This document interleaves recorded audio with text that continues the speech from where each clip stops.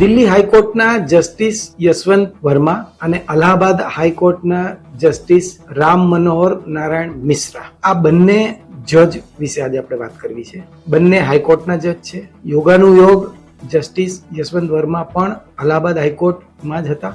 એમના ઘરેથી 15 કરોડ રૂપિયા કેશ એમના સર્વન્ટ ક્વાર્ટરમાંથી મળ્યા હોય એ વાત આવી બહાર. અને જસ્ટિસ મિશ્રાએ પોક્સોના એક કેસમાં જે ટિપ્પણી કરી, સુપ્રીમ કોર્ટે એવું કહ્યું પડ્યું કે આ જજની રિમાર્ક બહુ અસંવેદનશીલ રિમાર્ક છે. તો જજ ભ્રષ્ટાચાર અને અસંવેદનશીલતા એ આ બે જજની વાત છે કે આખા ન્યાયતંત્રની વાત છે? આ સવાલ એટલો મોટો છે, એની આજે આપણે વાત કરીએ. દિલ્હી હાઈકોર્ટના જસ્ટિસ યશવંત વર્મા હોળી પર એમના પરિવાર સાથે બહારગામ હતા.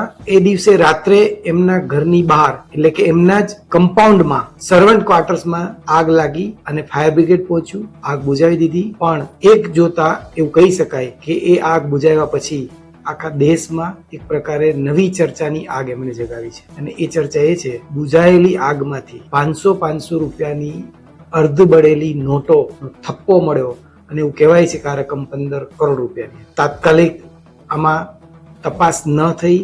જ્યારે મીડિયા રિપોર્ટ આવ્યા ત્યારે એની ઉપર તપાસ બેસાડવામાં આવી. 3 હાઈકોર્ટ જજોની એક કમિટી અત્યારે તપાસ કરી રહી છે, જે સુપ્રીમ કોર્ટે તપાસના આદેશ આપ્યા છે. મીનવાઇલ આ જસ્ટિસ વર્માની ટ્રાન્સફર અલ્હાબાદ હાઈકોર્ટમાં કરવામાં આવે છે. સુપ્રીમ કોર્ટે એવું કહ્યું કે આ ટ્રાન્સફરને આમની સાથે કોઈ લેવા દેવા નથી, પણ ટ્રાન્સફરનો સમય એ સવાલો ઉભા કરે છે. આ બધું જે ચાલી રહ્યું છે એટલું સાંભળ્યા પછી તમને સવાલ થયો ને, જજ સાહેબ તમે પણ આ બધામાં છો, તો વિશ્વાસ કોના ઉપર કરીશું? સ્વાભાવિક છે કે ન્યાયની પ્રક્રિયામાં જજને પણ જવાબ આપવાનો અધિકાર છે. જજે જવાબ આપ્યો છે કે મારે આ પૈસા સાથે કોઈ લેવા દેવા નથી. પણ આપણે જાણી લઈએ કે આ જસ્ટિસ વર્મા કોણ છે. 6 જાન્યુઆરી 1969 અલ્હાબાદમાં જન્મ્યા છે. દિલ્હીની હંસરાજ કોલેજમાંથી બીકોમ ઓનર્સ કર્યું છે. રીવા કોલેજમાંથી LLB કર્યું છે. 8 ઓગસ્ટ 1992 થી વકીલાત શરૂ કરી છે.